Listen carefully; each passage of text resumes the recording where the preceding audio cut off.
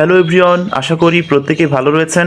প্রথমেই আমি শসাগুলোকে সুন্দরভাবে কেটে নিচ্ছিলাম, তারপরে ছিল দেশি মুরগির মাংস রান্না এবং তার সাথে ছিল পোলাও ভাত এবং সব শেষে ছিল কি দেখতেই পাচ্ছেন, সেটি হচ্ছে দই। তো চলুন শুরু করা যাক আজকের ভিডিও। হ্যালো এভরিওয়ান, আসসালামু আলাইকুম, আশা করি প্রত্যেকে ভালো রয়েছেন। আমি রাজরূপক চলে এসেছি নতুন আরো একটি ভিডিও নিয়ে। তো আজকে হঠাৎ করে ভাবছিলাম যে মাংস খেতে ইচ্ছে করছে, তো কি করা যাক। রাতের বেলায় আমি চলে গেলাম নিউ মার্কেট মুরগি বাজারে গিয়ে প্রথমে ভাবছিলাম যে পাতি হাঁস নেওয়ার প্ল্যান আছে, কিন্তু পাতি হাঁস না পেয়ে দেশি মুরগি নিতে বাধ্য হয়েছিলাম। প্রথমত মুরগিটা নিয়ে ছিলে কেটে তারপরে মাংস করে নিয়েছিলাম। মাংস ধুয়ে পানি ঝরিয়ে রেখে দিয়েছিলাম, আর তারপরে ছিল পেঁয়াজ, রসুন এবং কাঁচামরিচগুলোকে কেটে একসাথে সংরক্ষণ করে রাখা, কারণ কাঁচামরিচ ছাড়া কিন্তু মাংস একদমই জমে না।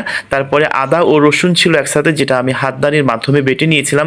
আপনি এখানে চাইলে কিন্তু ব্লেন্ডারও ব্যবহার করতে পারবেন, সেটা অপশনাল। আপনার কাছে যেটা আপনি স্বাচ্ছন্দ্য বোধ করবেন সেটা আপনি ইউজ করতে পারবেন। তো আমি ভেবেছিলাম যেহেতু অল্প পরিমাণে আদা এবং রসুন, ওই জন্যই এটাকে আমি হাতদানির মাধ্যমে প্রথমে এগুলো মিক্সড করে নিয়েছিলাম। তারপরে কেটে রাখা পেঁয়াজ, মরিচ একসাথে দিয়ে তেলে কড়াইয়ের মধ্যে দিয়ে তেলটাকে একটু গরম করে কিছু মশলা, হলুদ গুঁড়া, ধনে গুঁড়া, তারপরে মরিচ গুঁড়া একসাথে দিয়ে একটু নাড়িয়ে নিচ্ছিলাম এবং সেইটাকে তেল দিয়ে ভেজে একটু ব্রাউন কালার করে নিলাম, মানে বাদামি কালার করে নিচ্ছিলাম। তারপরে যখন পেঁয়াজ মরিচগুলো একসাথে বাদামি কালার হয়ে যাচ্ছিল, তখন আমি মাংসগুলোকে একে একে সেটার মধ্যে কড়াই দিয়ে দিলাম। তো কড়াই দিয়ে নেড়ে আরো একটু তেল দিয়ে হালকা পরিমাণে লবণ দিয়ে কিছু মশলা দিয়ে সেটাকে আমি কষিয়ে নিচ্ছিলাম। তো এই কষার ফাঁকে ফাঁকে দেখতে পাচ্ছেন মাঝে মাঝে নেড়ে দিচ্ছি, কারণ না নেড়ে দিলে তো লেগে যাওয়ার সম্ভাবনা আছে। আর অন্যদিকে রাইস কুকারে কিন্তু আমি পোলাও দিয়ে দিয়েছিলাম রান্না করার জন্য। পোলাও রান্না করার বিষয়টা খুবই ইজি। এটা হচ্ছে মূলত প্রথমত চালগুলোকে ভালো মতো ধুয়ে নিয়ে পানির পরিমাণটা কমিয়ে দিয়ে সেখানে তেল, কিছু মশলা এবং হালকা লবণ দিয়ে সেইটাতে মিক্সড করে কতটুকু চাল দিয়েছেন তার ডাবল পানি দিয়ে সেটা রাইস কুকারে দিয়ে দিতে হবে। আর এদিকে কিন্তু মাংসগুলো রান্নাই চলছিল, সেটা আমি প্রথমেই বলছিলাম। সবগুলোই মশলা একসাথে দিয়ে দিয়েছি। আর এখানে আমি রান্নাটাকে আরো একটু টেস্ট করার জন্য দিয়েছি রাঁধুনি মাংসের মশলা। আপনি যদি চান এই মশলাটাও দিতে পারবেন এবং মশলা ছাড়াও কিন্তু আপনি খেতে পারবেন, সেইটা অপশনাল, আপনার উপর নির্ভর করছে। তো একটু পানি দিয়ে দিচ্ছিলাম, তারপরে আদা এবং রসুন বাটা যেটা একসাথে মিক্সড করে রেখেছিলাম সেইটাও কিন্তু দিয়ে দিচ্ছি আমি, কারণ সেইটা না দিলে তো কোনো টেস্টই আসবে না, কালারফুল আসবে না। হালকা হলুদ, তারপরে মরিচের গুঁড়া, হলুদের গুঁড়া, লবণ, তারপরে জিরা গুঁড়া, ধনিয়া গুঁড়া দিয়ে আমি অল্প পরিমাণে পানি দিয়ে সেটাকে আমি একটু কষিয়ে নিচ্ছিলাম। আর দেখতে পাচ্ছেন কষানো মাংসগুলো আমি উঠিয়ে রেখেছি, আর এইভাবে কিন্তু চলতেই ছিল। তো এদিকে ভাবছিলাম যে যেহেতু খাবারের সময়গুলো হয়ে যাচ্ছিল, তো বাজার থেকে শশা কিনে নিয়ে এসেছিলাম। শশাটা কিন্তু খাবারটার মান আরো একটু বাড়িয়ে দেয়। প্রথমতই শশাগুলোকে আধা ঘন্টা ভিজিয়ে রেখেছিলাম, কারণ যদি কোনো বিষ বা কীটনাশক দেওয়া থাকে সেটা কিন্তু পানিতে ধুয়ে চলে যাবে। তারপরে ধুয়ে সেটাকে আমি কেটে সুন্দর করে কাঁটা চামচের মাধ্যমে একটু স্টাইলিশ করে নিচ্ছিলাম।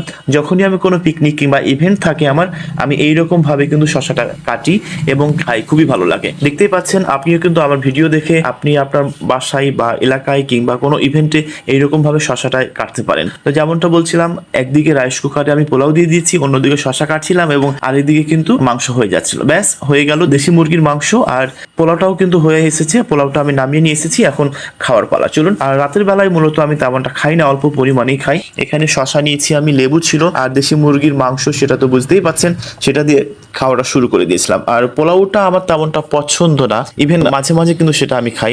দেখতে পাচ্ছেন চেটে পুটে খেয়ে নিলাম, কারণ নিজের হাতে রান্না বলে কথা। আসলে খাবার যতই খারাপ হোক না কেন, নিজের হাতে রান্না করলে সেটা সুস্বাদুই হয়। খাওয়া শেষ, আর খাওয়া শেষে কিন্তু দই নিয়েছিলাম।